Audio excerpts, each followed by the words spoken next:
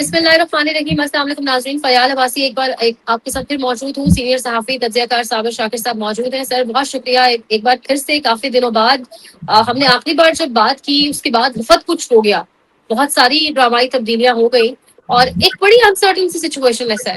عام آدمی بھی سوال کر رہا ہے کہ یہ ہوگا کیا, یعنی صوبے بنیں گے نہیں بنیں گے. کہیں کہا جا رہا ہے 2 ماہ کا وقت ہے, کہیں کہا جا رہا ہے 6 ماہ کا وقت ہے. انویسٹر آپ کو پتا ہے پاکستان کی معیشت کی کیا صورتحال ہے, اور یہاں نظام کے کرتا دھرتا خود ہی سے آ کے کہہ رہے ہیں جی کہ ہم ناکام ہو چکے. تو یہ پھر صورتحال جائے گی کہاں, ہوگا کیا؟ اصل مسئلہ یہ ہے کہ ڈکٹیٹر, مسئلہ ہے ڈکٹیٹر کا, ڈکٹیٹر کی سوچ کا. ڈکٹیٹر کو لیجیٹیمیسی چاہیے ہوتی ہے, وہ نہیں مل رہی. اس کے بعد ماضی کے جتنے بھی ڈکٹیٹرز آئے وہ عوام کے ساتھ کسی نہ کسی حد تک جڑے رہے اور عوام کو کوئی نہ کوئی ریلیف دیتے رہے. اور جتنے بھی ڈکٹیٹرز آئے سوائے یحییٰ خان کے, ان کو عوام میں ایک حد تک ایک مخصوص طبقے نے ان کو سپورٹ کیا, اور اس مخصوص طبقے کو عوام میں پذیرائی بھی تھی. عوام یہ سمجھتے تھے کہ یہ جو ہمارے وردی والے بھائی ہیں, ہمارے جرنیل ہیں, ہمارے سپہ سالاران ہیں, یہ بہت ہی خالص لوگ ہیں, اور یہ سوائے پاکستان کے مفاد کے علاوہ, قومی سلامتی کے علاوہ, جغرافیائی حدود کی محافظ ہونے کے علاوہ کچھ سوچتے ہی نہیں ہیں. ان کا اوڑھنا بچھونا جینا مرنا صرف پاکستان ہے. لیکن مسئلہ یہ ہے کہ جو موجودہ ڈکٹیٹرز ہیں ان کے بارے میں پاکستان کے عوام نے ان کو 100% ریجیکٹ کر دیا, 100% ریجیکٹ کر دیا, اور ان کو پذیرائی نہیں مل رہی. اس کی وجہ صرف اور صرف یہ تھی کہ انہوں نے ایک بدنام ترین ٹولے کو مسلط کر دیا اور ان کی پشت پناہی کرنا شروع کر دی, جس کے بعد عوام ان سے 100% بددل ہو چکے ہیں. پچھلے تقریباً یہ 5واں سال چل رہا ہے, 5واں سال مکمل ہو جائے گا اپریل میں, تو 4.5 سال سے یہ مسلسل کوشاں ہیں کہ ان کو کوئی نہ کوئی پذیرائی مل جائے. نمبر 1. نمبر 2, ماضی کے جو ڈکٹیٹرز ہوتے تھے ان کو انٹرنیشنلی وہ ضرورت بن جاتے تھے, امریکہ کی, برطانیہ کی, یورپ کی, نیٹو کی, کسی نہ کسی حوالے سے, یا پھر عربوں کی ضرورت بن جاتے تھے. موجودہ جو ڈکٹیٹرز ہیں وہ بھی ضرورت بھی نہیں بن سکے کیونکہ ان کو بہت بڑی ضرورت نہیں. اور دوسرا, جو وہ چاہتے ہیں وہ یہ کرنے کی سخت نہیں ہے ان میں, وہ کر نہیں سکتے کیونکہ رد عمل بہت زیادہ ہے, عوامی ریئیکشن بہت زیادہ ہے, اور پاکستان اس کے بعد پھر پاکستان کا وجود جو ہے وہ خطرے میں ہے. جو وہ مانگ رہے ہیں ان سے وہ ان کو کھل کر دے بھی نہیں سکتے, اس لیے یہ ادھر سے بھی پیک ہو چکے ہیں. بند کمروں میں یہ ضرور وعدے کرتے ہیں, وعدے بھی کرتے ہیں, یقین دہانیاں بھی کرواتے ہیں, ٹرے بھی لے کے جاتے ہیں, سیلز مین بننے کی بھی کوشش کرتے ہیں, سب کچھ کرتے ہیں, ان کے مصالحت کار بھی بنتے ہیں, پیغام رساں بھی بنتے ہیں, اور ان کے انفارمر بھی بن جاتے ہیں, یہ سب کچھ کرتے ہیں. لیکن وہ جو مانگ رہے ہیں وہ یہ نہیں دے سکتے, دینے کی پوزیشن میں نہیں ہے. انہوں نے بہت ہلہ گلا کر لیا, جوڑ توڑ کر لیا, طاقت کا استعمال کر کے دیکھ لیا, یہاں پہ فسطائیت, پنجاب میں, بلوچستان میں, سندھ میں, ہر جگہ فسطائیت پھیلا کے دیکھ لی, کشمیر میں فسطائیت پھیلا کے دیکھ لی, لیکن عوام ان کو قبول نہیں کر رہے. وہ اس لیے قبول نہیں کر رہے کہ ان کا جو ایجنڈا ہے, ان کا جو بیانیہ ہے, وہ کسی بھی صورت میں نہ ہی پاکستان کے مفاد میں ہے, نہ ہی عوام کے دماغ میں یہ بات بیٹھ رہی ہے. وہ کہتے ہیں کہ جب آپ بدنام ترین ٹولے کو یہاں پہ مسلط کر دیا ہے تو آپ نے تو اپنا سارے کا سارا پچھلی جو 70 سال کی محنت ہے اس کو آپ نے ضائع کر دیا. تو اس لیے وہ اب ان کو سمجھتے نہیں ہیں, وہ ان کو اسی طریقے سے اسی ٹولے کا حامی و مددگار سمجھتے ہیں جنہوں نے پاکستان کو لوٹا, پاکستان کو توڑا, پاکستان کو نقصان پہنچایا. یہ ہے بنیادی وجہ جس کی وجہ سے اب یہ کبھی مشرق کی طرف دوڑتے ہیں, کبھی مغرب کی طرف, کبھی شمال کی طرف, کبھی جنوب کی طرف. پہلے تو ان سے یہ پوچھنا چاہیے تھا کہ آپ نے جو تختہ الٹا تھا ایک منتخب حکومت کا, اور میں اس لیے کہتا ہوں کہ 1 سال رہتا تھا صرف الیکشن میں, 1 سال الیکشن کا سال تھا, آخری سال. اس آخری سال میں کون سی افتاد آن پڑی تھی, کون سا ہڈن ایجنڈا تھا کہ آپ نے آخری سال حکومت کا تختہ الٹا جب سارے الیکشن کی طرف جا رہے تھے, اور الیکشن ہونا تھا اور رزلٹ آنا تھا. اس رزلٹ کو ساروں نے قبول کرنا تھا کیونکہ وہ رزلٹ بالکل ڈیوائیڈ ہونا تھا, کیونکہ کوئی بھی سیاسی جماعت ایسی نہیں تھی جس کی کارکردگی عالی شان تھی اس وقت. لیکن آپ نے ایک ہنستے بستے چلتے پھرتے پاکستان کو آپ نے بالکل اتار کے پھینک دیا, ڈیریل کر دیا سارا سسٹم. تو آپ نے کہا تھا کہ $100 ارب کی سرمایہ کاری آئے گی، اور اس بات کو آپ کو آئے ہوئے ہو گئے ہیں 3 سال 8 مہینے اور 6 دن آپ کو ہو گئے ہیں۔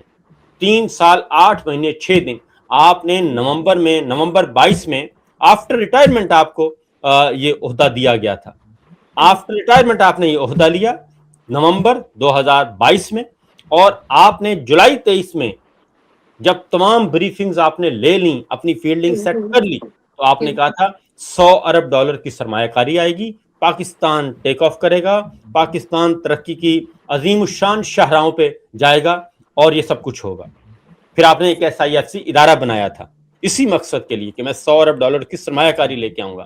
سب سے پہلے تو ان سے پوچھنا چاہیے وہ $100 ارب کی سرمایہ کاری کدھر ہے؟ وہ ہمیں $1 ارب ہی دکھا دیں۔ اصل میں یہ سارا سسٹم جو کہتے ہیں نا سسٹم کولیپس کر گیا، یہ سسٹم نہیں کولیپس کیا، پہلے انہوں نے سسٹم کو تباہ کیا، اب یہ خود کولیپس کر گئے ہیں۔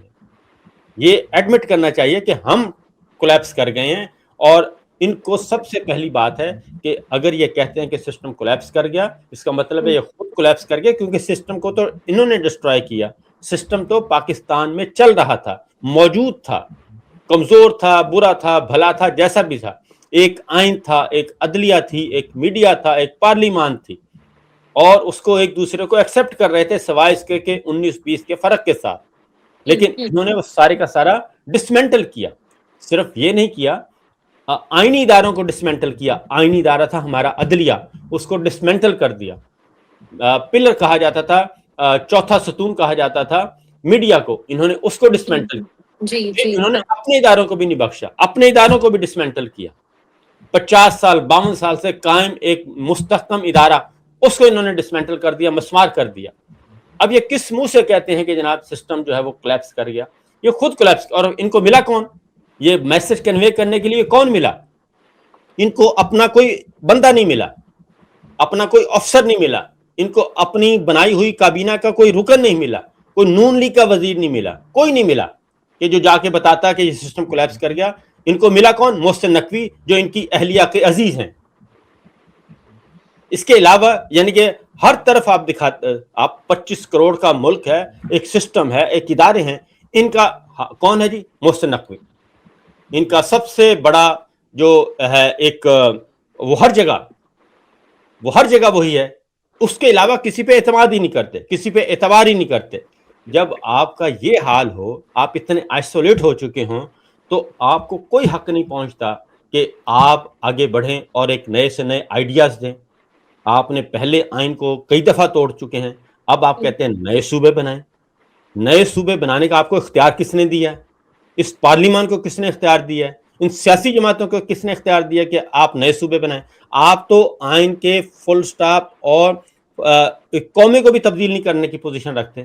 آپ تو الیکشن چور پارلیمان کی پیداوار ہیں، تو آپ کہتے ہیں نئے صوبے بنائیں۔ صرف یہ ہے کہ لالی پاپ دینا ہے، ایک نئی ٹرک کی بتی کے پیچھے لگانا ہے، اور اپنی ناکامیوں کی ذمہ داری سسٹم پہ ڈال دیں، اداروں پہ ڈال دیں۔ بھئی آپ خود نااہل ہیں، آپ خود نکمے ہیں، آپ کی اپنی پالیسیاں ساری کی ساری ناکام ہو چکی ہیں۔ یہ ہے اصل مسئلہ۔ نئے صوبے بنانا ان کا ایشو نہیں ہے، ان کا ہے کہ ہماری طرف سے توجہ ہٹے اور ہم کوئی نہ کوئی نئی ٹرک کی بتی کے پیچھے لگا دیں اور پھر آگے بڑھیں۔ سر تھوڑا سیکوینس میں چلتے ہیں، بہت ڈیٹیل کے ساتھ آپ نے سارا ایکسپلین کیا ہے۔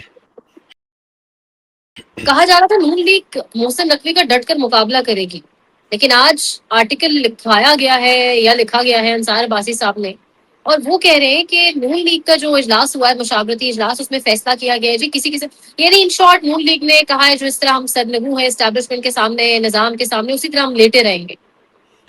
مسئلہ یہ ہے کہ نون لیگ کی اپنی حیثیت کیا ہے؟ پہلی بات تو یہ ہے، نون لیگ نے پہلے اتارا میدان میں اور ساری باتیں کنوے کر دیں۔ یہ تو اب آج سٹوری ہے نا، آج سے پچھلے 3 دن پیچھے چلے جائیں۔ 3 دن پیچھے رانا صاحب نے کیا کہا، جاوید لطیف صاحب نے کیا کہا، خواجہ آصف نے کیا کہا، وہ فیلڈ مارشل کو سنا چکے ہیں۔ وہ محسن نقوی کو کچھ نہیں کہہ رہے، کیونکہ محسن نقوی پپٹ ہیں۔ محسن نقوی ماؤتھ پیس تھے، ان کے فرنٹ مین تھے، ان کے ترجمان تھے فیلڈ مارشل کے۔ تو نون لیگ ان کو کنوے کر چکی کہ بھی دیکھیں ہم زبان دراز لوگ ہیں، ہم نے آپ کے پھر کچے چٹے سارے کھول دینے ہیں. وہ انہوں نے سارا ایک نقشہ سا ایک آؤٹ لائن دے دی کہ اگر آپ ہمارے ساتھ پنگا لیتے ہیں تو پھر ہماری یہ آؤٹ لائن ہے, ہمارا بیانیہ یہ ہوگا. لہذا ٹھیک. اس کے بعد کیا ہوا, اس کے بعد ان کی پھر میسج کنوے ہوئے, پھر درمیان میں لوگ آ گئے, اور اس کے بعد یہ ہوا کہ کشمیر کا فارم 47 انہوں نے کہا جی آپ کا ہوا. یہ آپ یہ دیکھیے گا کہ گلگت بلتستان کا فارم 47 پیپلز پارٹی کا, اور کشمیر کا فارم 47 مسلم لیگ نون کو دے دیا. جی یعنی جی کہ زمین کے یہ ٹکڑے بنا دیے گئے ہیں, ہاں. اور زمین کے ٹکڑے مال پیداوار کرنے کے, یہ ان کو فیکٹریوں کی طرح لیتے ہیں کہ ان کے کارخانے ہیں, ان کے پیداواری یونٹ ہیں, کہ یہ زمین کا ٹکڑا آپ مجھے دے دیں اور یہ زمین کا ٹکڑا آپ مجھے دے دیں. جیسے پاکستان میں صوبے تقسیم کیے گئے کہ فلاں صوبہ میں چلاؤں گا, یہ فلاں کے صوبے وسائل میرے پاس ہیں, فلاں کے میرے پاس ہیں, اسی طریقے سے انہوں نے کشمیر اور گلگت بلتستان کا بھی کر دیا. اب چونکہ ان کو فارم 47 ملنا شروع ہو گئے ہیں کشمیر کے, اور آج رانا صاحب نے اعلان کر دیا ہے کہ کل انہوں نے اعلان کیا کہ 45 میں سے 23 سیٹیں ہم حاصل کر چکے ہیں اور کچھ سیٹیں اور آنی ہیں, تو اس کے بعد ہمارا کام پورا ہو گیا. اور پیپلز پارٹی کہہ رہی ہے کہ یہ الیکشن جو ہے یہ 8 فروری 2024 فارم 47 تھا, یہ فارم 47 پلس ہے, تو لہٰذا یہ کر دیا. اب ان کا یہ مقصد حل ہو رہا ہے, تو انہوں نے کہا کہ اب ذرا تھوڑا سا سیز فائر کرتے ہیں. یہ سیز فائر کرنے کا اعلان ہے, اور مریم صاحبہ اور کہاں جا سکتی ہیں, شہباز شریف صاحب کہاں جا سکتے ہیں, کیونکہ ابھی کچھ دن پہلے ہی رانا ثناء اللہ صاحب نے کہا کہ منی لانڈرنگ ہوئی ہے سندھ سے کوئی 1000 ارب روپے کی, 1000 ارب کی, 10 ارب ڈالر کی, یہ انہوں نے بتایا. پھر اس کے بعد یہ تو سیاسی ہم آپس میں کرتے رہتے ہیں, ایک دوسرے کو سناتے رہتے ہیں. ابھی محسن نقوی صاحب کی انصار عباسی صاحب نے دی تھی ایک رپورٹ, اور خواجہ آصف صاحب نے بھی اس کو رپورٹ کیا کہ انٹیریئر منسٹری میں سب سے زیادہ کرپشن ہے, سب سے زیادہ وہاں پہ معاملات خراب ہیں. پی سی بی کا کیا بنا, یہ سارے معاملات چلا کے فارن پالیسی کا کیا بنا, یہ سارے کا سارا انہوں نے دے دیا. اور اس کے بعد ہم دیکھ رہے ہیں جناب کہ یہ سچویشن ہے. تو یہ ایک اس کے علاوہ اور کوئی ہے نہیں کہ ہم سارے مل کر ایک ہی پرانی تنخواہ پہ کام کرتے ہیں. سر ایک طرف سے کہا جا رہا ہے 2 مہینے ہیں, پھر کہا جا رہا ہے جی میکسیمم 6 مہینے دیے گئے ہیں, صوبے تو لازمی بنیں گے. پھر بلاول نے ابھی ایک ویڈیو پیغام جاری کیا, بڑا وائرل ہوا ہوا اس ٹائم. وہ کہہ رہے ہیں جی مسلم لیگ نون والے میں ان کی گنتی شروع ہو چکی ہے, شرجیل میمن بھی کہہ چکے ہیں. ایک کنفیوژن بھی ہے یہاں پر, اگر الٹی گنتی مسلم لیگ نون کی شروع ہو چکی ہے تو کشمیر میں پھر مسلم لیگ نون کو نشستیں کیوں دلوائی جا رہی؟ مسلم لیگ دیکھیں بات یہی ہے کہ یہ ایک دوسرے سے جڑے ہوئے ہیں, لازم و ملزوم ہیں. یہ جعلی نظام انہوں نے لے کے چلنا ہے, تو سیٹیں اس لیے دلوائی جا رہی ہیں کہ کشمیر کا ملبہ انہوں نے اس پہ ڈالنا ہے. ان کی پیپلز پارٹی تھوڑی سی سمجھدار ہے, نون لیگ بالکل, کیونکہ نون لیگ کا فارم 47 سال ہے, پیپلز پارٹی تھوڑا تھوڑا ہٹ جاتی ہے اور وہ کنوے کر رہی ہے. اور آج انہوں نے بتا دیا, ندیم افضل چند کو میں سن رہا تھا, پیپلز پارٹی کہہ رہی ہے, وہ بات کہہ رہی ہے کہ مظفر آباد کا جو الیکشن ہے یہ لاشوں میں ہوا ہے, وہاں پہ قتل و غارت گری ہو رہی تھی. یہ پیپلز پارٹی کا سٹیٹمنٹ ہے. نون لیگ کیا کہہ رہی ہے, نون لیگ اپنے سیٹیں بتا رہی ہے, جشن فتح, زمین کا ٹکڑا اس کو مل گیا. یہ سمجھتے ہیں جیسے انہوں نے باقی سلسلے کو قابو کیا ہوا ہے, یہ فسائیت اس طرح چلتی رہے گی اور فیلڈ مارشل اور نون لیگ آپس میں جڑے رہیں گے. تو یہ فیلڈ مارشل اور نون لیگ کا جو آپس میں گٹھ جوڑ ہے, یہ جو ایک خاندان کے نیچے پورے ملک کو, تمام اداروں کو لانا ہے, یہ پاکستان کو کولیپس کرے گا. اس نے سسٹم کو کولیپس کیا, اس نے اداروں کو کولیپس کیا. اس لیے نون لیگ کو آپ ذرا سوچئے گا, کیونکہ پھر لندن پلان آ جاتا ہے نا, پھر ریکال کریں, لندن پلان آ جائے گا. لندن پلان کیا تھا, کیونکہ فیلڈ مارشل کو نون لیگ نے 2 دفعہ, ایک دفعہ ریٹائرمنٹ کے بعد نون لیگ نے ان کو آرمی چیف بنایا, پھر ریٹائرمنٹ کے بعد ان کو 5 ستاروں کا تمغہ دیا اور ان کو 5 سال کے لیے سی ڈی ایف بنا دیا. یہ ذہن میں رکھیے گا کہ 2 دفعہ آفٹر ریٹائرمنٹ. اور پھر فیلڈ مارشل جو ہیں وہ پہلے 4 دن کی ریٹائرمنٹ کے بعد ان کو 4 ستارے دیے گئے. اس کے بعد 28 نومبر کو وہ ریٹائر ہو گئے, اس 3 سال کی مدت پوری کرنے کے بعد بھی. پھر 7 دن کا گیپ آتا ہے، پھر 5 دسمبر کو ان کی نئی اپائنٹمنٹ کی جاتی ہے، وہ بھی ریٹائرمنٹ کے بعد. تو یہ بہت ہی پیچیدہ اور کشیدہ مسئلہ ہے، اور مجھے نہیں لگتا کہ فیلڈ مارشل کا مستقبل جو ہے وہ پرسکون ہے. مجھے لگتا ہے کہ ان کا کورٹ مارشل ہوگا، اس کے علاوہ اور کوئی آپشن نہیں ہے. ان کا میں کورٹ مارشل دیکھ رہا ہوں، پہلی دفعہ مجھے لگتا ہے کہ ان کا کورٹ مارشل ہوگا. تاریخ کے پہلے سی ڈی ایف ہوں گے، پہلے آرمی چیف ہوں گے جن کا فوج خود کورٹ مارشل کرے گی. مجھے یہ نظر آ رہا ہے. سر یہ صوبے بنیں گے کیسے؟ بڑی ایک لمبی چوڑی اس پر بحث ہے، یعنی ہمارا پورا انتظامی ڈھانچہ تبدیل ہوگا، مطلب بڑا کمپلیکیٹڈ سچویشن ہے. بننے چاہیے، اگر پرنسپل سٹانس دیکھا جائے، اصولی بات تو بننے چاہیے تاکہ ایک خاندان کے چنگل سے اور وہ خاندان پی کے لگا لیتا ہے کسی جرنیل کے ساتھ اور پورا صوبہ ان کے، بس وہ چیز ہونی چاہیے. لیکن یہ ہوگا کیسے آنن فانن 6 ماہ کے اندر اندر؟ 2/3 اکثریت نہیں ہے، مطلب کس طریقے سے ہوگا یہ سارا کام؟ پیپلز پارٹی تو مجھے نہیں لگتا مانے گی، تو ہوگا کیا؟ سر دیکھیں، بات یہ ہے کیسے ہوگا. آئینی قانونی طریقہ تو ہے نہیں کوئی. جی یہ آئینی قانونی طریقے سے ہٹ کر کرنا چاہیں گے، یہ فیڈرل کورٹ کو استعمال کر لیں گے، غیر آئینی عدالت کو استعمال کر لیں گے، یہ کوئی نہ کوئی اور حرکت کر دیں گے، کوئی نہ کوئی ایسا کام کریں گے. لیکن میں یہ سمجھتا ہوں کہ یہ نہیں چلنے والا. یہ جو انہوں نے ٹرک کی بتی کے پیچھے لگایا ہے، یہ نہیں ہوگا. جو بنیادی بات میں نے بتا دی ہے کہ یہ ان کا اپنا کریا کرم ہونا ہے. یہ خود جا رہے ہیں بند گلی میں نہیں، اب تو کھائی میں گرنے والے ہیں. ان کو بچانے والا کوئی نہیں ملے گا اس پورے سسٹم میں. کیونکہ یہ ہو نہیں سکتا کہ آپ کشمیر میں جو کچھ ہو رہا ہے، یہ ساری توجہ کشمیر سے ہٹائی جا رہی ہے. کشمیر میں آپ نے انٹرنیشنل میڈیا کا داخلہ بند کر دیا. آپ نے ایک الجزیرہ نے رپورٹ کیا، اس کے آپ نے ویب سائٹ بند کر دی، اور آپ اب کہہ رہے ہیں کہ کوئی انٹرنیشنل میڈیا کا کوئی رکن جا نہیں سکتا این او سی لیے بغیر. اور گورنمنٹ ہے وہ آزاد کشمیر کی. ایک طرف آپ کہتے ہیں آزاد کشمیر کی حکومت ہے، وہاں پہ پرائم منسٹر آزاد کشمیر کا ہے. دوسری طرف وزارت اطلاعات و نشریات عطا تارڑ صاحب کی وزارت سے آپ احکامات جاری کر رہے ہیں انٹرنیشنل میڈیا کو کہ آپ وہاں جا نہیں سکتے. بھئی یہ تو کام آزاد کشمیر کی حکومت کرے، یہ اس کو کرنا چاہیے.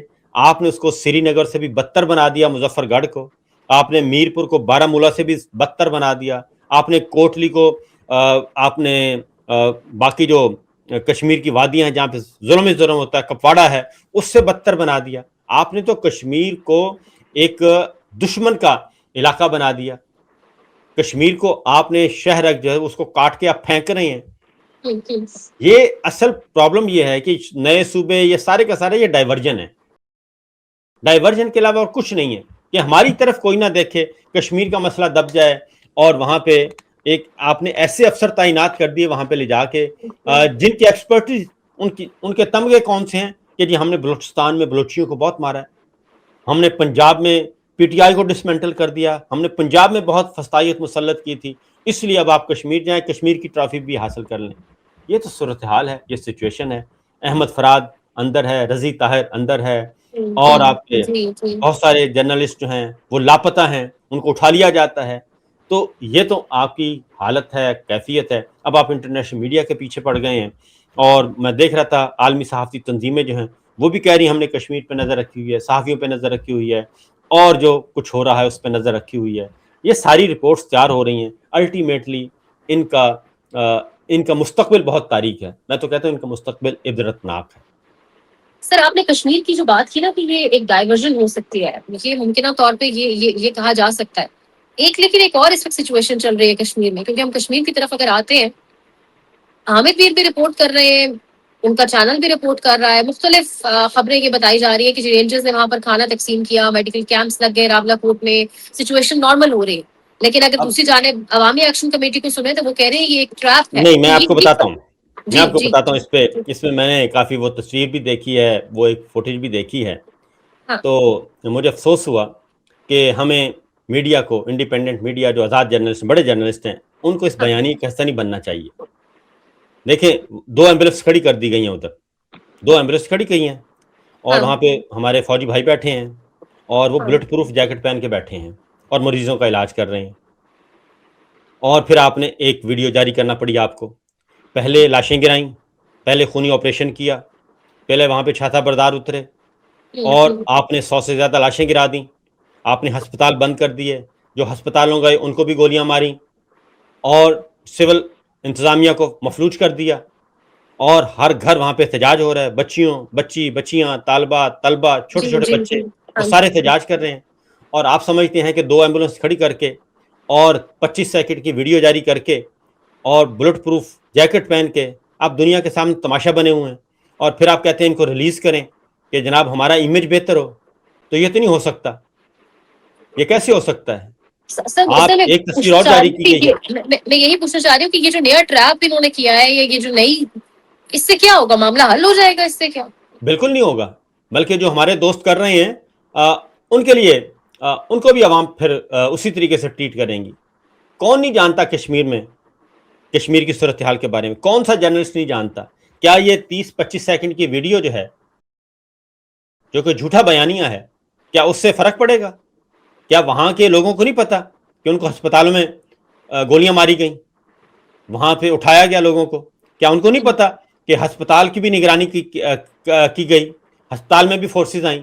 کیا ان کو نہیں پتا کہ خواتین بیچاری جا رہی تھیں اور ان کو باقاعدہ طور پہ بختر بند گاڑیاں گئی، ٹارگٹ کر کے ان کو مارا گیا؟ تو یہ کس زمانے میں رہتے ہیں؟ یہ سر ہو نہیں سکتا۔ یہ ان کو ہمیں سے کسی کو بھی ان جرائم کا حصے دار نہیں بننا چاہیے، جرائم پہ پردہ پوشی نہیں کرنی چاہیے۔ سر میرا ذاتی خیال ہے کہ اچھا یہیں سر، پہ ریپ سلسلے اپ کو کرتے ہیں، چلیں ختم چلیں کرتے سر ہیں۔ انشاءاللہ، اوکے اگلے پروگرام میں اوکے، باقی سر، تھینک یو السلام سر۔